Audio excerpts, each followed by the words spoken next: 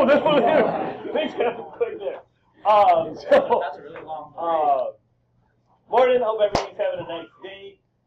If you would be so kind as to take out the notes you did on German unification last night, see you today.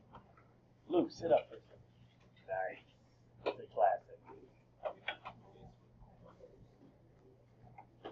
How? Ow! Oh, geez. That was not on purpose. I'm sorry. I couldn't do that if I tried. Sorry about that. Oh, come on, lacrosse players. What was I Toughen doing? up. Well, it was more so startling than anything. Sorry about that.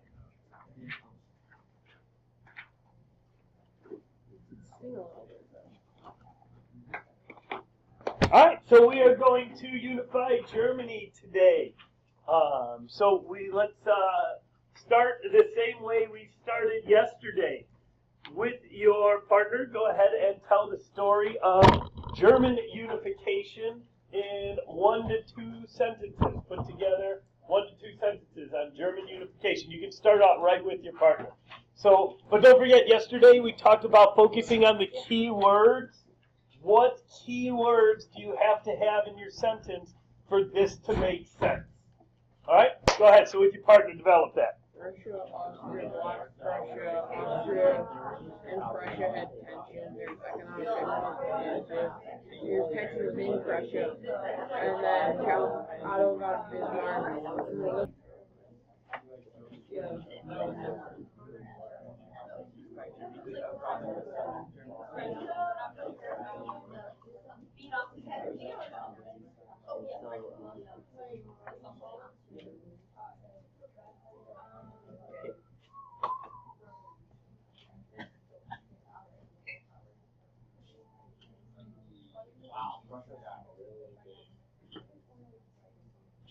Well, that's what happens when you take over all of Germany. So who are the main characters? Don't look at the handout, Cheater. Who are the main characters? Gotta have Bismarck. Okay, Prussia. William I. Wilhelm. And I say Napoleon III. Say those are the 3 main characters. Now, by the way, we have to make sure we understand something here, because this is the most confusing part for people. They're like, well, where did Prussia go? Because the Kingdom of Prussia grows, adds other states to it, and then becomes the German Empire. Okay? Prussia was then still a state in the German Empire, in Germany. It'd be like saying Illinois or California. But Prussia dominates the German state, the German Empire. There's other German states. There's Bavaria. It is a cool place. And so Hanover, I mean, we've talked about some of these other German states. Prussia's going to be the one leading it. Prussia is a state in Germany until after World War II they dismantle Prussia because they blame a lot of the militarism of World War I and World War II on the Prussian state and Prussian institutions, so they carved it out. But Prussia is a German state that dominates the German Empire. Does that make sense? Okay. As we did yesterday, let's assign roles to the 3 big characters here. Again, if we're casting the musical, what are each of these guys? What do they do? What are their roles? So, with your partner, go ahead and have that conversation.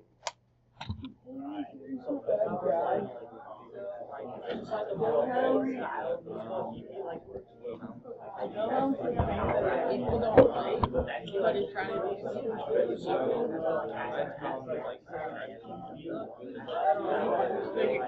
that nobody likes, but yeah, he's not even trying to help him, he just wants more power. Okay, so He's the power hungry. And then Bismarck is actually doing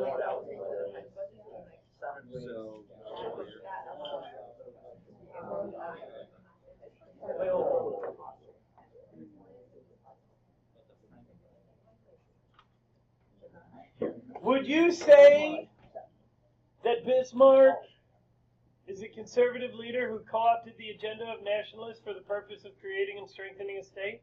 I would. I would. We did this yesterday, that's why it's funny. I mean, he's a conservative leader who co-opted the agenda of nationalists. The same thing we wrote yesterday about whom? Cavour. Good. To unify and strengthen their state. Strengthen their state. The agenda of nationalists. To create and strengthen their state.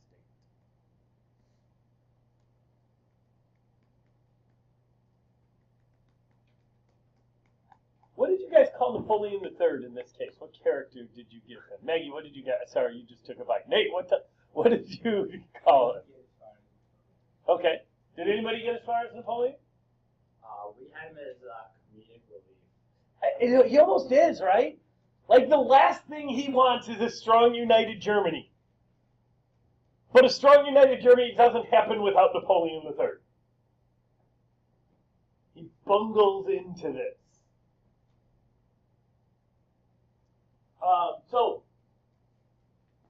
This is the...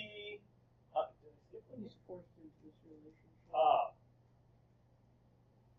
So this is going to be part of the growth of the German Empire. This is the Zollverein, is I believe how you pronounce it. It's a Prussian customs union, okay? This is a free trade zone. And it's really important, this idea. This is a huge step towards the unification of Germany.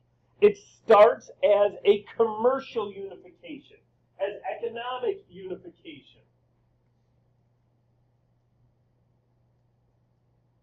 Frederick List is the guy who we should associate with this. He called it the national system.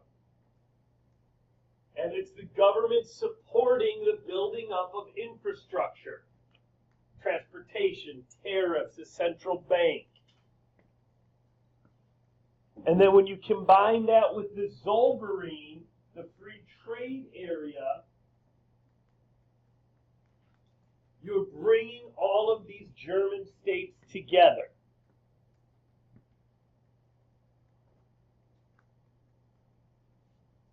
But what I just said has to be taken with a grain of salt. I just said you're bringing all of these German states together. Are they bringing all of the German states together? No. Who is being excluded? Austria, and that's an important point.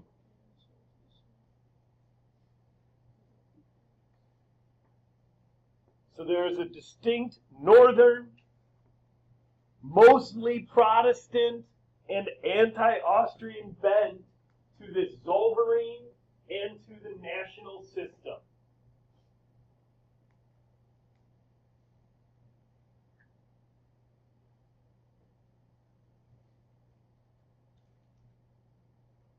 So I want you to take a minute and talk with your partner. What is the significance? Why is the Zollverein and the national system, why are those important steps, important steps, as far as the unification of Germany goes? We can look back in hindsight. We can see that these were important steps. At the time, it didn't necessarily look like it was going to lead to the unification of Germany, but with the benefit of hindsight, we can see that. So why were these important first steps for that, based on what you know? Go ahead. Together and got them against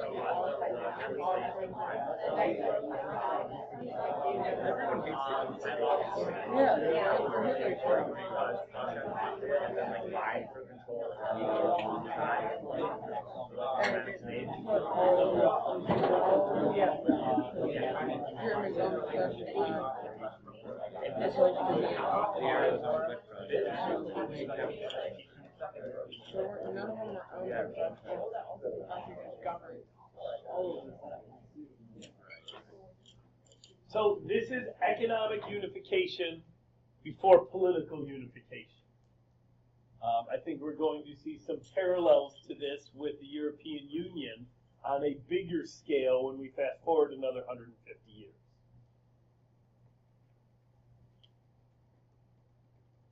potentially.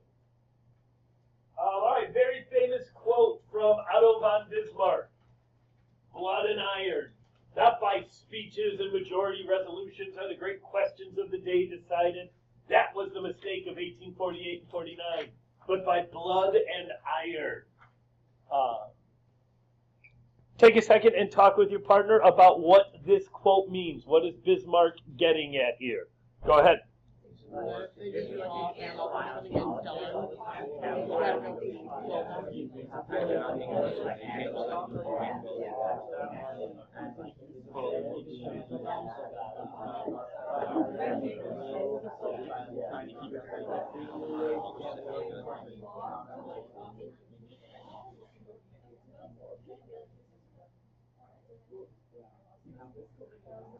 If this quote was an Elvis song, it would be a little less conversation, a little more action, please.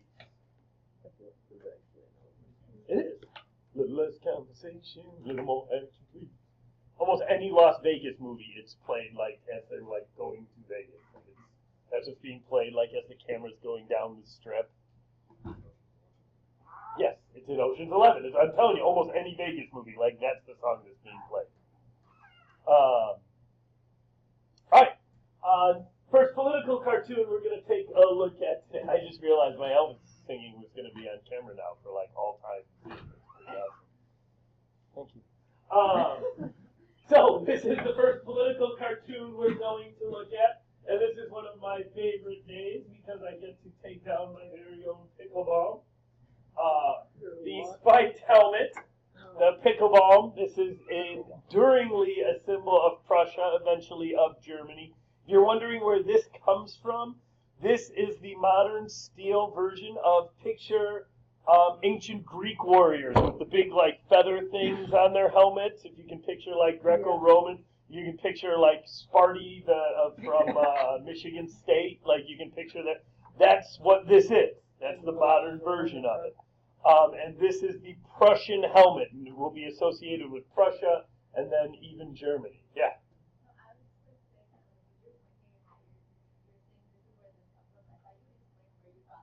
Oh, well, I can tell you that too. I've actually been asking for this hat for many, many years from my AP Euro classes. Like, hey, if you want to get your old teacher a present, like if everybody just pitches in a buck, you could get one of these. And thankless little bastards never got one. So finally my wife went ahead and ordered it for me. But then the funny part is, so I got this on Christmas morning. It's when she was preggers with Maggie. I got it on Christmas morning. I was all excited. I opened it up. I was like, this is great. I put it on. And then she gave me another box. She was like, open this one next. And I was like, okay. And so I opened that one next. And it was another one. And I was like, thanks, sweetie. Like, I don't know why I need two. And she's like, I just thought I'd have you open it because this is an example of how pregnancy brain works. Like, I forgot I ordered you one and ordered you another one. Another one. So we returned to the second one because I only needed one. Yeah. So anyway, this is it's called a pickleball, if you're wondering what the name of it is. Yeah. Did they ever use the hat? Why would you use the hat as a weapon? You know what's a better weapon? A gun. Then you use it as a club. You take your gun and you swing it. Bayonet's been created yet? Yeah, only for like 500 years. Oh, I blew it. Like putting a sharp thing at the end of a long stick, like that's not like that dramatic of a new weapon technology. No. It's like So, go ahead and answer this cartoon, or answer the question about this cartoon. What does the artist mean with this cartoon? Go ahead. Prussia stopping all of Germany under them and being like, you are hard. They like claiming them as well,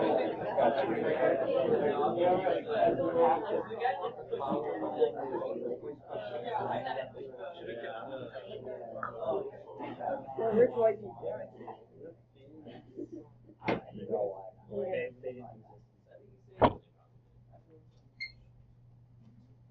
All right, next I have a little timeline for you. And it starts with the Zollverein, the national system would be there. And we'll go forward from there in a second. What I would like you to do with your partner is see if you can do a timeline of German unification that starts at the beginning of the course. Start with the Holy Roman Empire and see if you can trace German unification or ununification, as the case may be for much of the first part of the course, starting all the way back from the beginning. See what you can come up with your partner. Go ahead. The Holy Roman got weaker and weaker, the French got stronger and stronger.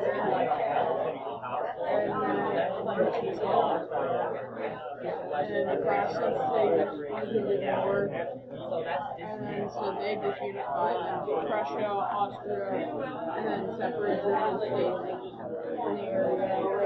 And then really northward, and then Prussia expands, and Austria expands, and so there's all like large Germanic nations or states, and then Germany. Do they call it Germany? Is there an L? Yeah. Do they call it Germany? When? Prussia. After 1871, it'll be the German Empire. Yes. All right. So if I start with the Holy Roman Empire, the first big step I'm going to do, and yeah, I think you could talk Reformation. I think you could talk Augsburg if you wanted. I would probably, my next big step would be the 30 Years' War, the Peace of Westphalia. What did the 30 Years' War do to a united Germany? Shattered it. At 1648. I'd say my next big step, I would fast forward almost a century, and I'd say, if I was looking for one moment to point to, I would do the diplomatic revolution of 1756. Because this is what basically solidified Austria and Prussia being rivals. Yeah. The diplomatic revolution of 1756. Remember the Great War of the 18th century? This is when Great Britain and Prussia got on the same side, and Austria and France got on the same side. For the first time in forever. What's that? For the first time in forever. Right. For the first. I'd say my next step would be Napoleon getting rid of the Holy Roman Empire and creating the German Confederation, kind of creating that third Germany.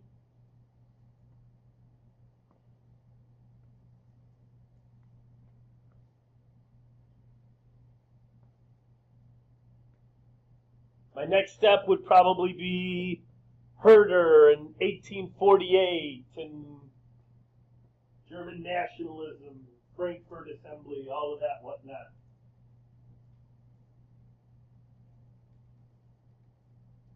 And then we pick up with this timeline. We have the Zollverein and the national system. And then Germany starts on the warpath. Excuse me. Who starts on the warpath? Prussia. Thank you. Prussia. They go to war against Denmark. Pick up a couple territories in the north. Schleswig and Holstein.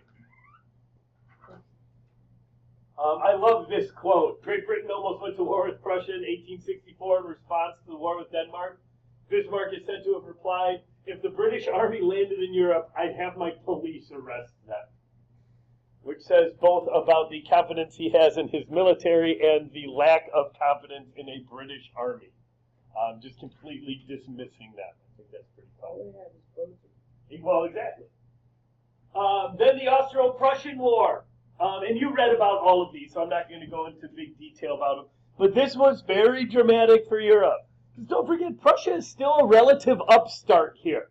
They're a relatively new country, and yes, everybody knows they have a strong military, and they're, all kinds of militarism and stuff, but this is the Austrian Empire. This is the Habsburgs. They've been around forever.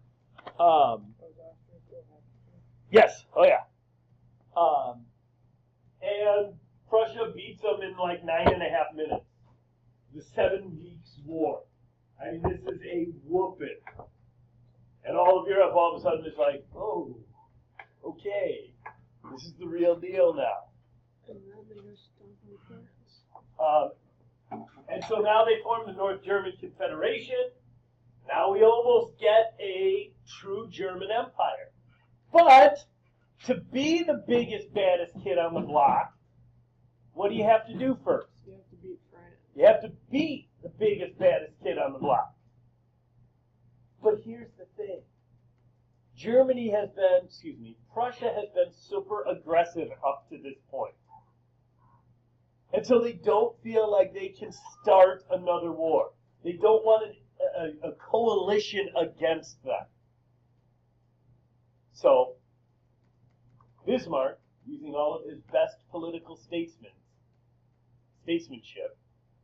is going to goad France into declaring war on them.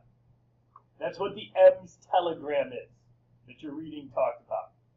Basically, this is what, it was in the reading, it mentioned, it said like, this is what France felt forced into declaring war or something like that. I forget the exact wording. Let me do a real quick recreation for you. This is essentially what Bismarck did to France. I'm not touching you, I'm not touching you, I'm not touching you, I'm not touching you. And France is like, cut it out. And Bismarck's like, I'm not doing anything, I'm not doing anything. What are you getting so upset about? And France got so angry, they hit back with all their might. To which Prussia said, thank you very much. Wham! And just dropped the hammer on them. And see, that's why reenactment is the lead up to the Franco-Prussian War. Thank you. Thank you. It said, And the war was waged incredibly soon. Prussia steamrolled through, captured Napoleon III, and then laid siege to Paris.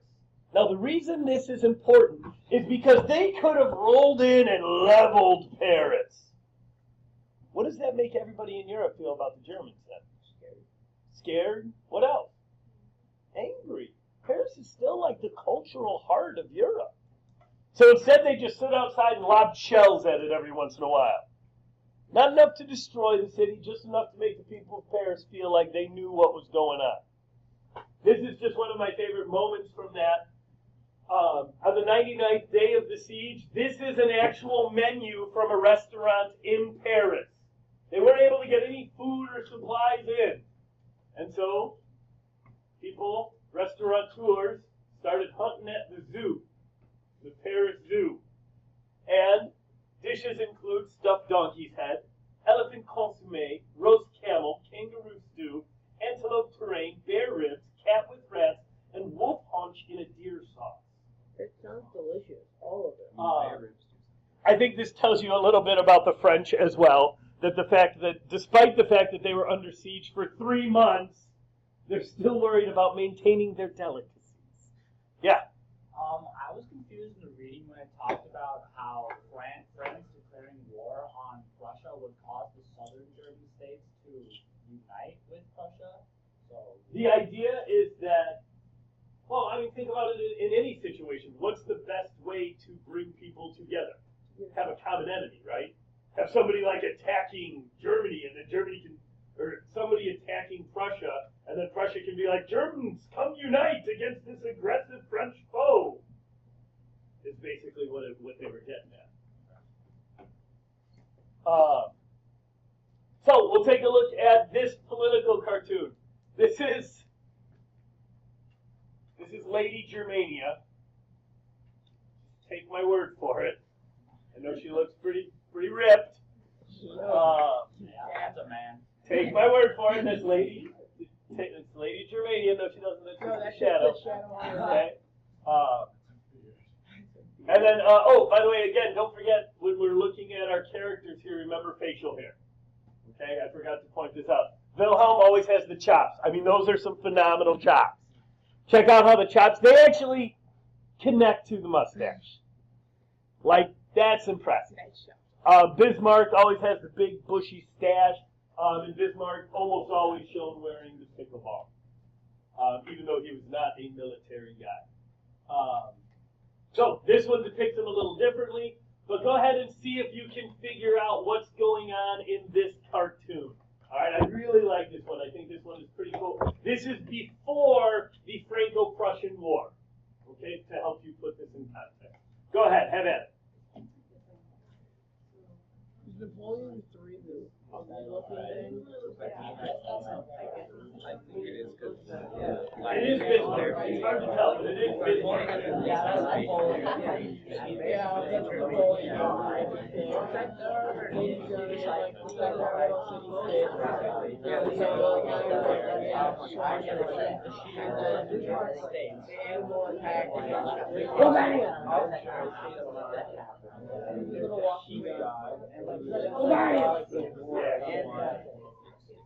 Oh, don't look at it. Oh, okay. All right, that's fine. Good job. Because the next slide says all of it. I thought you were looking at it.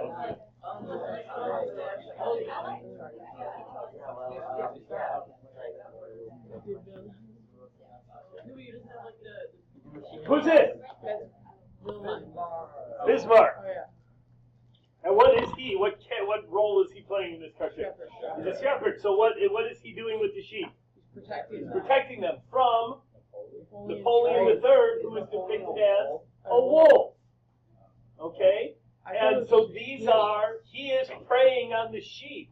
Did anybody notice this right here? What? Long tail? The Rhine River that separates Germany and France, except for poor Luxembourg. I know you can't read them on there. But these are all different German states. Baden, Weimar, that says Luxembourg. I know you can't read that. You just have to take my word for it. But it's Bismarck's job to protect the German states from this aggressive French Empire. Now, in hindsight, we're like, oh yeah, you must protect poor, helpless Germany against the aggressive French Empire. It sounds redonkulous, right? So powerful. Right. But at the time, this was the perspective. How long was this for? The Franco-Prussian War lasted a little longer just because of the siege, if more than anything else. That's Lady Germania. Nope, no problem. She's the one saying a good shepherd does not let any sheep go astray. Like, protect them. Protect my flock. Protect my baby. All right, this one is pretty cool. I like this cartoon. A duel to the death. This is Lady Britannia in the middle. Okay, so this is the personification of England. So this one is also just before the Franco-Prussian War. So I want you to figure out who the other two characters are, and then why would Great Britain, this is a British cartoon, this is from Punch, the British magazine, why would England want peace? Why is that important to them in this situation?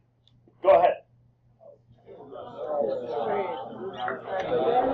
England, that is the German France, and that is Germany. You can tell us some mutton chops. With the juicy beer.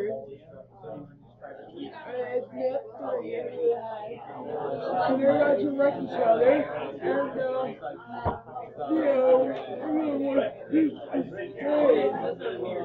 Oh yeah, those are just they're chops. trading fire. You guys thought I was kidding like a week ago when I said we're going to be paying a lot of attention to facial hair. No. But I mean, that's the only way to tell these guys apart, right? Who's the guy on the right? Oh, wait, no, Wilhelm. Look at the chops.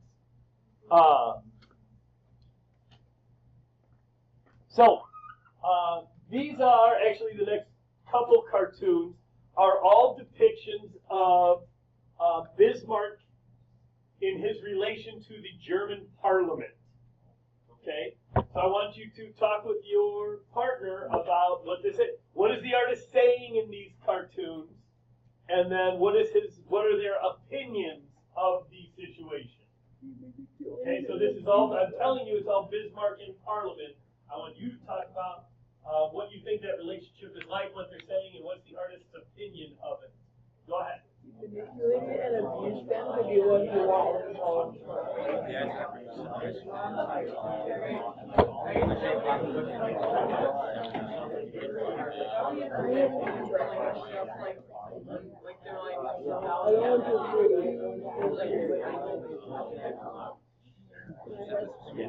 Yeah.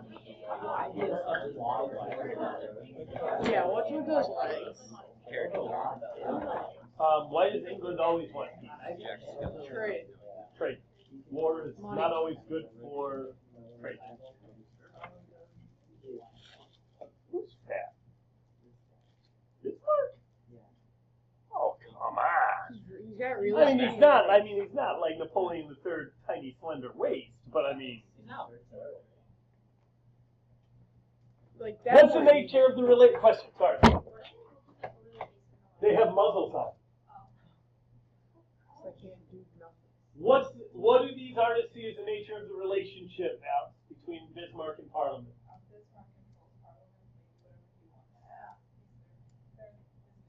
They're his minions. Nice. A parliament implies some sort of democracy, right? Yeah. You have a representative, you're voting for these people. What we say is that Bismarck manipulated democratic institutions. There was supposed to be democracy. They were supposed to control how much money was spent on the military, decide when to go to war, who to go to war against. But Bismarck was able to manipulate these democratic institutions. Basically, he forced them to do what he wanted, and if they didn't agree, he just changed rules to allow him to make decisions. Sometimes he just broke rules. But Parliament was powerless to stop him.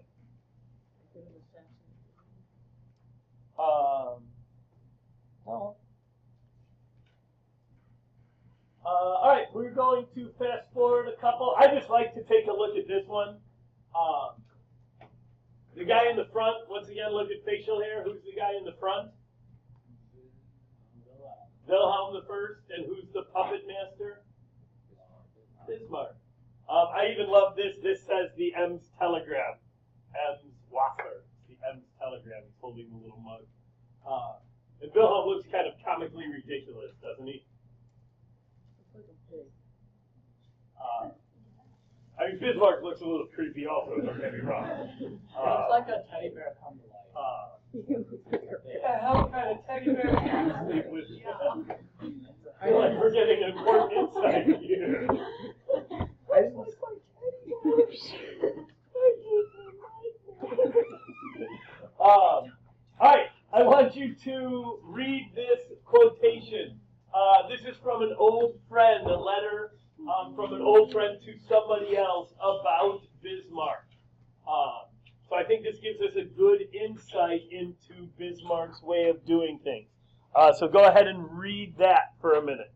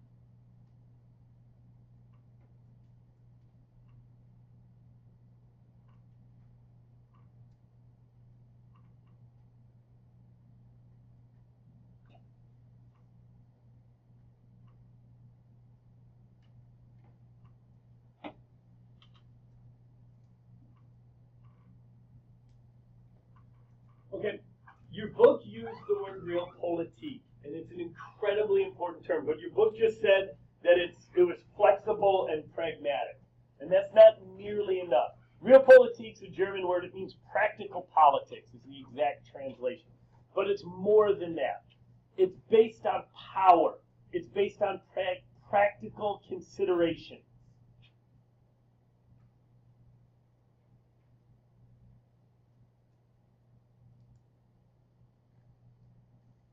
Do you guys remember the Politiques? Remember them going back to the wars of religion, the Politiques? What did they take out of politics? Religion. They said the power of the state was more important. Is religion a huge factor in politics anymore? No. But ideology has replaced it. Are you on the left or are you on the right? Are you a liberal or are you conservative? Realpolitik removes ideology. Look at what it says about him. He talks conservative to the conservatives and liberal to the liberals.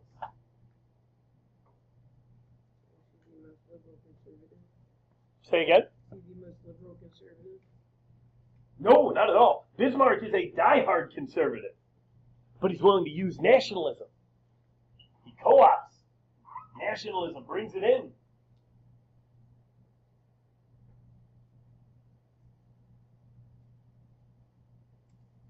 Cavour uses Realpolitique also. Same thing. He's a conservative that uses nationalism to get his end. Stacey, question, I'm sorry.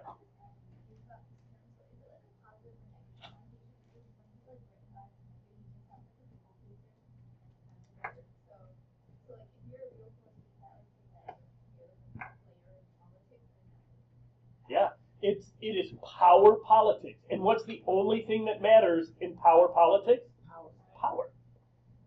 And so if you are, I mean, it is not, I don't want to say it's a negative. It's a great question. But it's certainly not positive.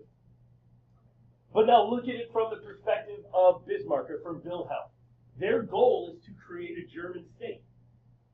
You can't do that with only the liberals or only the conservatives. So Realpolitik is the only way to accomplish that. So if your goal is power, is centralization, well then Realpolitik is a way to do that. Maybe the only way to do that. So make sure you can associate Realpolitik with Bismarck and with Cavour. We use the term for both of them.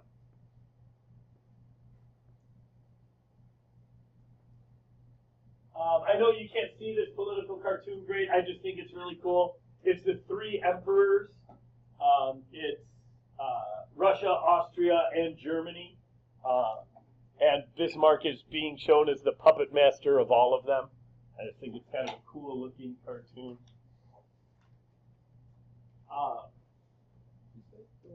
Who's this? That's France. How do you know?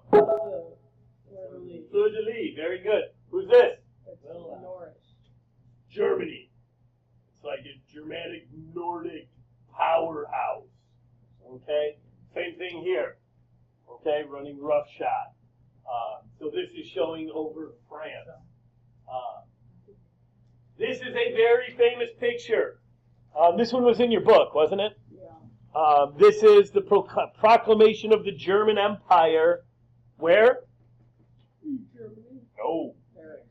Where? Not in Paris. At Versailles. Okay? In the Hall of Mirrors at Versailles. This is an incredibly famous picture. First of all, why did they do it in the Hall of Mirrors at Versailles? You can have it anywhere. You can get a big hall. It's a symbol of power for where? Yeah, I mean, even bigger than France, right? Plus, what is Germany essentially saying about France? Yeah. I don't want to curse on the video or anything, but I mean, you can admit, this is like, hey, France, I got you. And we're going to walk into your house and proclaim the German Empire. I mean, I know they look all fancy and everything, but I always picture the Germans coming in with like their boots still muddy, like knocking stuff over, being like, nice Hall of Mirrors, dude. Like knocking stuff, be like, give us our German Empire. Sign here. So, talk about this one. What is the artist paint? Well, we did that. What emotions does he portray? How does the artist feel about these events? How do you know? Go ahead, and then we got to move pretty quick.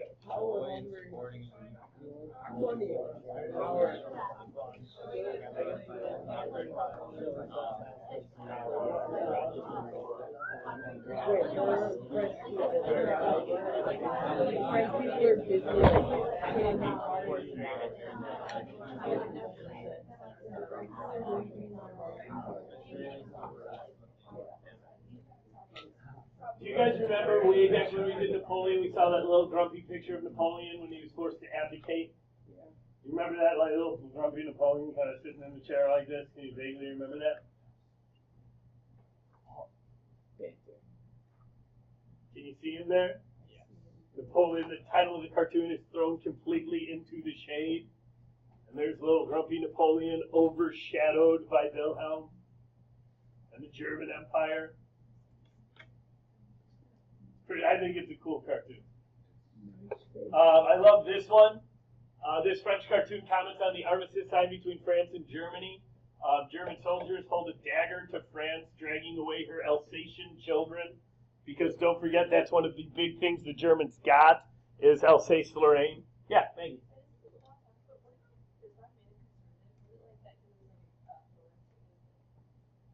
He believed in centralization around... Well, did he allow any true democracy?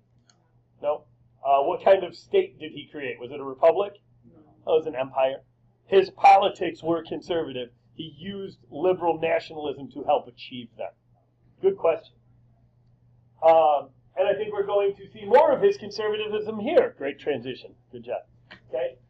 This idea of culture comp is a very important one. Literally means cultural struggle. So go ahead and read this little blurb real quick.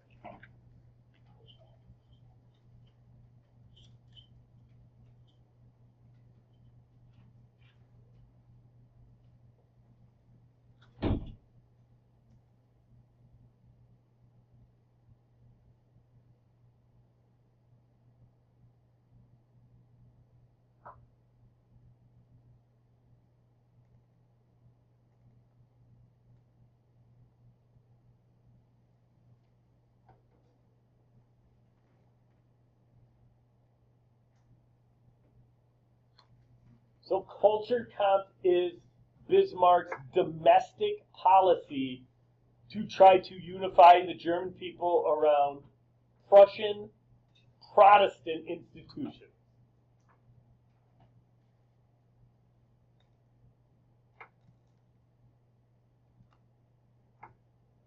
And this is a pretty cool cartoon. It shows Bismarck playing chess against the Pope.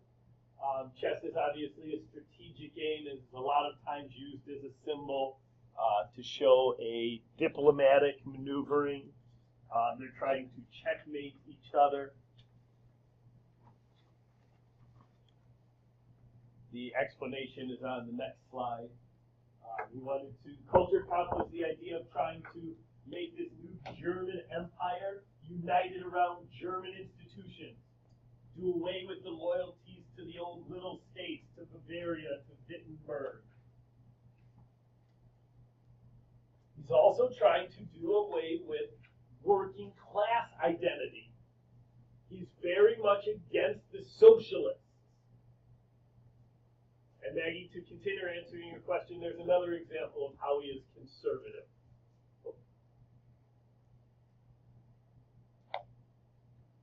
This next one might be one of the scariest political cartoons I've ever seen. Oh, come on. Oh, wait, whoa.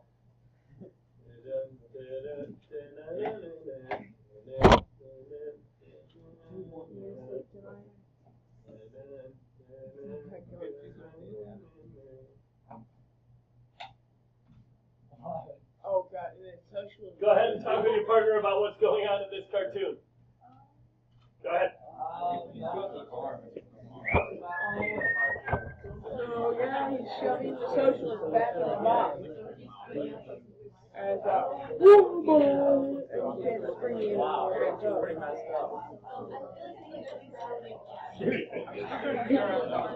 You want it?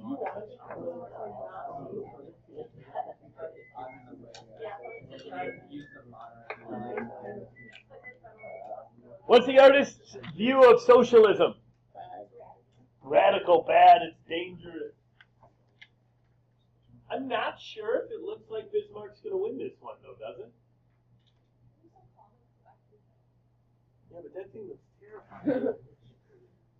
I agree. I agree. He doesn't look. He's not struggling. He doesn't look, but it's still all the way out, right?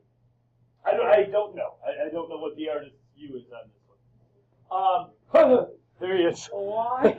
Just like bringing him up close for you. So, who's there? This is Bismarck and the Pope.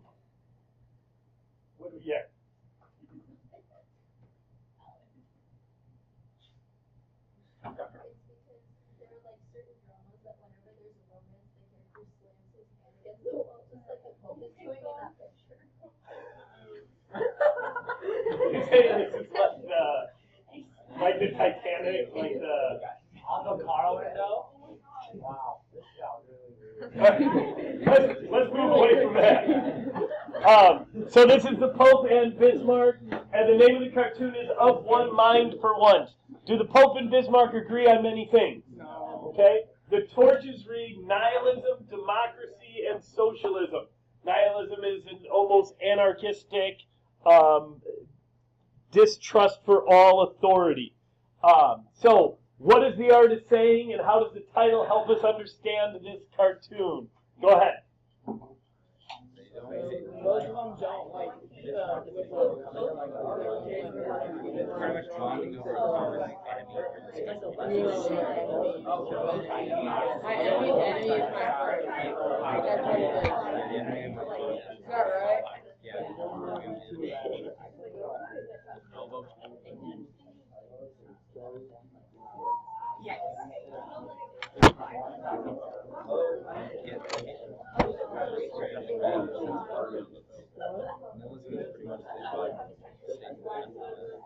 No, it's just a shame. Where do you buy a Prussian helmet? Where do you buy everything? Amazon or eBay? Where do you buy a Prussian helmet from Prussia?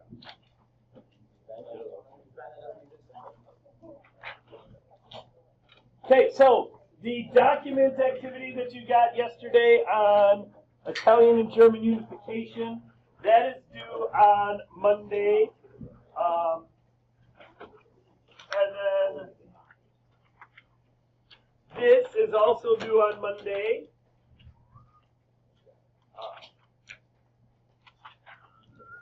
As is a brief textbook reading.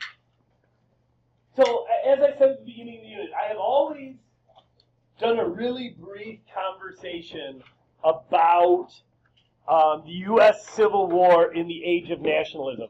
Because as Americans, we never put it into that context. We think the Civil War happened like in a separate, like, oh, we're just off here by ourselves. And so, as much as I don't want to focus on U.S., obviously, I think it's really interesting to put it into a bigger picture context and talk about what's going on with it. So you just answer, there's not a lot of questions for you to answer, but if you look through it, so like after the end of the first essay, it says sentence summary, why did he use the title, what was most surprising. The stuff that I wrote in there is just to help guide you, okay? And then there's a second little essay, it's another book review, same thing, and then a handful of questions that go with it. Okay, it's not actually that long. It feels a lot heavier than it is. So, right? So you've got document activity, U.S. Civil War, and then Russia and Austria that's due for Monday. But the textbook reading isn't very long either. Is that right? So have a great weekend, everybody. What's that? Doesn't feel real nice, buckle. You're not supposed to. It's not actually also flexible, like this part in real life would flex when you moved your head, but instead it just like goes up, like so. I don't know that I would actually wear this in combat. But it looks good for decoration. Have a great weekend, ladies and gents. We'll see you. Oh, don't forget, test is on Tuesday. The schedule's kind of hinky, but the test is on Tuesday. I do? Think I should just shave those and give you everything? Have a great day. Well, I'm going to turn off the Do a video. fundraiser for people For who mutton have no chops? money, go to mutton chops. I don't need any money for mutton.